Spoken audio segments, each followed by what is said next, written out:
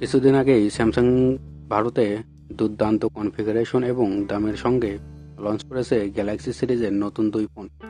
একটি হলো M10 এবং M20, যার জনগণের নজর কাড়ে বিশেষ করে দামের জন্য। স্যামসাং তারা সাধারণত এত কম দামে হেভি কনফিগারেশন ফোন এর আগে কখনো রিলিজ করেনি। স্যামসাং এর এই ফোনটি সরাসরি কম্পিটিশন করবে এই রেঞ্জের বাজেট ফোন এবং মিড রেঞ্জের ফোনের সঙ্গে। যেমন বলা যায় রিয়েলমি, রেডমি, আসুস এবং ওয়ের অনার ফোনগুলো, যা এই ফোনটি সরাসরি কম্পিটিশন করবে Xiaomi Redmi note 7 pro, Realme 2 pro এবং আসুসের ম্যাক্স 2 প্রো এর ফোনের সঙ্গে। আমরা সবাই ভেবেছিলাম যে স্যামসাং তাদের এম সিরিজের তিনটে ফোন M10, M20 এবং M30 একই সঙ্গে রিলিজ করবে, কিন্তু তারা তা করেনি। শুধু M10 এবং M20 রিলিজ করেছে। যেহেতু রিলিজ করেনি সেহেতু ধারণা করা যাচ্ছে তারা অপেক্ষা করছে শাওমি রেডমি নোট 7 এবং রেডমি নোট 7 প্রো এর জন্য, কারণ M30 ফোনটি সরাসরি কম্পিটিশন করবে রেডমি নোট 7 প্রো এবং রেডমি নোট 7 এর সঙ্গে। তাই আশা করা যাচ্ছে নোট 7 প্রো রিলিজের পরেই তারাও জলদি রিলিজ করে দেবে। আমি আজকের ভিডিওতে আপনাদেরকে জানানোর চেষ্টা করব ফোনটির রিলিজ ডেট, ফুল স্পেসিফিকেশন, ফোনটির প্রাইস এবং আমার সৎ মতামত। তাই আশা করব আপনারা ভিডিওটির শুরু থেকে শেষ পর্যন্ত দেখবেন। তো দর্শক, আজকে আসি আমি Mizanur Rahman, tech Bengali channel পক্ষ থেকে। কথা না বাড়িয়ে তো চলেন তাহলে শুরু করা যাক মূল পর্ব।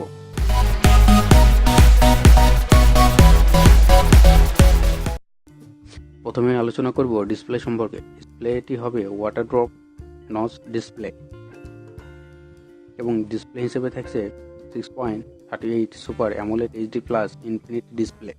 স্যামসাং শুরু থেকে তাদের এম সিরিজের ফোনগুলোকে ডিসপ্লে হিসেবে ইনফিনিটি ডিসপ্লে বর্ণনা করে যাচ্ছে এবং এই ফোনটির রেজলিউশন হিসেবে থাকছে 1080x2340 পিক্সেল এবং সঙ্গে থাকছে 409 ppi পিক্সেল ডেনসিটি ডিসপ্লে এবং প্রোটেকশন হিসেবে থাকছে ড্রাগন টেইল গ্লাস প্রোটেকশন। তাই আশা করা যায় এই ফোনটির ডিসপ্লে হবে অসাধারণ সুপার অ্যামোলেড। এই ডিসপ্লেটি আপনি বাইরের আলোতে কম রেজলিউশনে অনেক ভালোভাবে দেখতে পারবেন। তাই আশা করা যায় ডিসপ্লের ব্যাপারে কোনো অভিযোগের সুযোগ থাকবে না। এবার আলোচনা করা যাক ফোনটির বিল্ড এবং ডিজাইন সম্পর্কে। ফ্রন্টে থাকবে 2.5D curve glass polycarbonate unibody এবং ব্যাকে থাকবে গ্লসি ফিনিশিং, যা ফোনটিকে অনেক গর্জিয়াস এবং প্রিমিয়াম লুক দেখাবে এবং কিছুটা গ্লাস ফিনিশিং এর মতোই লাগবে। স্লট অ্যান্ড নেটওয়ার্ক সাপোর্ট হিসেবে থাকবে ডুয়েল সিম সাপোর্ট, 2 সিম স্লট এবং ডেডিকেটেড SD কার্ড সর্বোচ্চ 512 GB পর্যন্ত ইউজ করা যাবে এবং সঙ্গে থাকছে 4G সাপোর্ট।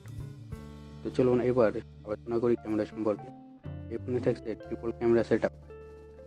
প্রথমটি হচ্ছে 13 মেগাপিক্সেল ক্যামেরা, দ্বিতীয়টি হচ্ছে 5 মেগাপিক্সেল অ্যাপারচার ক্যামেরা এবং তৃতীয়টি হচ্ছে 5 মেগাপিক্সেল ডেপথ সেন্সর ক্যামেরা এবং সঙ্গে থাকছে আল্ট্রা ওয়াইড লেন্স ক্যামেরা, যা আমাদের জন্য সুখবর। এই রেঞ্জ বাজেটের ফোনগুলোতে সাধারণত কোনো কোম্পানি আল্ট্রা ওয়াইড ক্যামেরা দিয়ে থাকে না, কিন্তু সেই কাজটি এবার করে দেখিয়েছে স্যামসাং এবং সঙ্গে থাকছে 4K রেজলিউশনের ভিডিও করার সুযোগ এবং ফোনটির ফ্রন্ট ক্যামেরা হিসেবে থাকছে 16 মেগাপিক্সেল সুপার ক্যামেরা। তাই সেই দিক থেকে আশা করা যায় এই রেঞ্জের অন্যান্য বাজেট ফোনগুলোর সঙ্গে খুব ভালোভাবেই টক্কর দেবে ক্যামেরার দিক দিয়ে। স্পেশাল ফিচার হিসেবে থাকছে 3.5mm জ্যাক এবং Type-C পোর্ট, যা এই রেঞ্জের অন্যান্য ফোনগুলোতে এখনও মাইক্রো USB পোর্ট দেওয়া হচ্ছে। এবার আলোচনা করা যাক প্রসেসর সম্পর্কে। এখানে থাকছে স্যামসাংয়ের নিজস্ব Exynos 7904 অথবা 7885 অক্টাকোর প্রসেসর। আমরা আশা করছিলাম এর থেকেও বেটার প্রসেসর হয়তো ইউজ করা হবে এই ফোনে, কিন্তু তা হচ্ছে না। এবং অপারেটিং সিস্টেম হিসেবে থাকছে অ্যান্ড্রয়েড 9.0 এবং সিকিউরিটি অ্যান্ড সেন্সর সম্পর্কে এবার আলোচনা করা যায়। এখানে থাকছে ফেস আনলক এবং ফিঙ্গারপ্রিন্ট সেন্সর, কিন্তু ইন ডিসপ্লে ফিঙ্গারপ্রিন্ট সেন্সর তারা দিচ্ছে না এবং ব্যাটারি ব্যাকআপ হিসেবে থাকছে 5000 মিলি অ্যাম্পিয়ারের হিউজ ব্যাটারি, যা ব্যাটারি ব্যাকআপ দেবে খুব অসাধারণ। এবং সঙ্গে থাকছে ফাস্ট চার্জিংয়ের সুবিধা এবং সাথে দিচ্ছে তারা 15 ওয়াটের ভোল্ট অ্যাডাপ্টার। এই ফোনটি 4GB এবং 6GB দুটি ভেরিয়েন্টে পাওয়া যেতে পারে।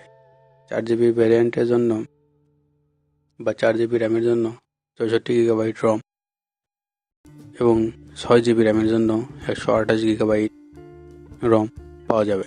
এবং রিলিজ ডেট সম্পর্কে বলতে চাই যে ফেব্রুয়ারির শেষে অথবা মার্চের শুরুর দিকে ফোনটি ইন্ডিয়াতে রিলিজ দিতে পারে।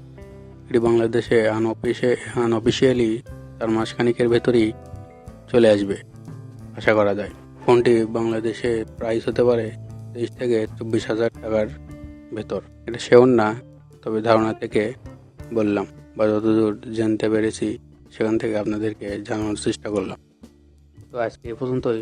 দর্শক, আপনাদের যদি ভালো লাগে তাহলে অবশ্যই আমাদের এই ভিডিওটি লাইক দেবেন, কমেন্ট করবেন এবং শেয়ার করবেন এবং আমাদের চ্যানেলটি সাবস্ক্রাইব করে আমাদের সঙ্গেই থাকবেন পরবর্তী ভিডিওগুলো পাওয়ার জন্য।